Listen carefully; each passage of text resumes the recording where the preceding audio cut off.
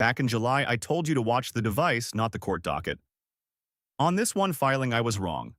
OpenAI has finally written back to Apple, and its defense is not the one anybody expected. It doesn't say we took nothing. It says, Apple, look at how you keep your own secrets. And I read the whole thing myself, which I don't often get to say. This one isn't behind a wall. Anyone can download it. Quick reminder of where we are. In July, Apple went to a federal court and said OpenAI had stolen its secrets by hiring its people away.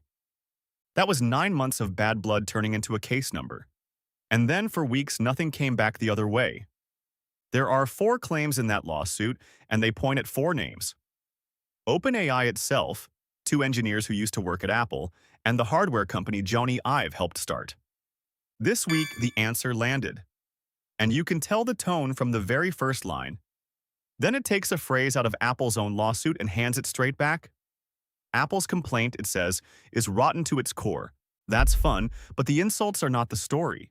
The argument sitting underneath them is, and it's a genuinely smart one. Here is the thing that decides cases like this. Something only counts as a secret if you took reasonable steps to keep it one. That's the law. So, OpenAI barely argues about who took what. It spends its strongest pages on how Apple actually stores its own information. There are 3 parts to that, and they get worse as they go. Part 1. For years, the filing says, Apple let staff use their personal iCloud accounts for Apple work files, and holiday photos in the same place. And it doesn't say Apple allowed it. It says Apple encouraged it. The word in the document is incentivize. Think about what that does to a lawsuit about secrets. If your secrets are sitting in an account you don't own, it gets very hard to stand up in court and say you protected them. Part 2 is the one that made me stop and read it twice. When the engineer left, Apple stayed logged into his personal account. And the filing says that was at Apple's own request. Not for a day. Apple staff kept opening his account, kept pulling files out of it, and kept asking him what was in there long after he was gone. A month after he had started his new job, his old Apple manager texted him again. Just in case you don't have enough work, I need some help. And in the same thread, the manager called him the best, even if you don't work here anymore.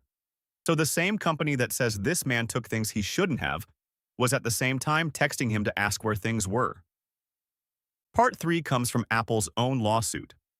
Apple wrote that it has, in its words, virtually no visibility into the thing it is suing about. And the secrets Apple listed, OpenAI says, aren't really secrets. They're just the ordinary parts of making a product, written down like Apple invented them. Put those 3 together and the case reads like this. We can't see what happened, but let us into their files and we'll find it.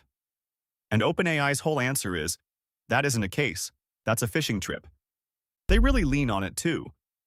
The word fail, in one form or another, shows up 50 times in 34 pages.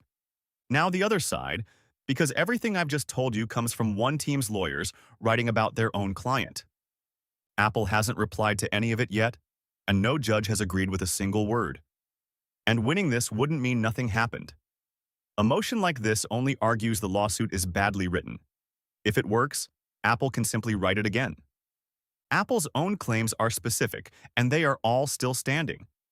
That one man emailed himself information about suppliers and asked people to bring real parts along to job interviews.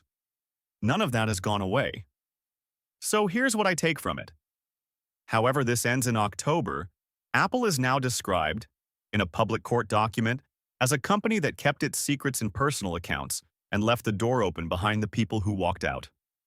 That isn't a clever legal move, it's a description. And it only exists because Apple went to court in the first place. I'm Dex.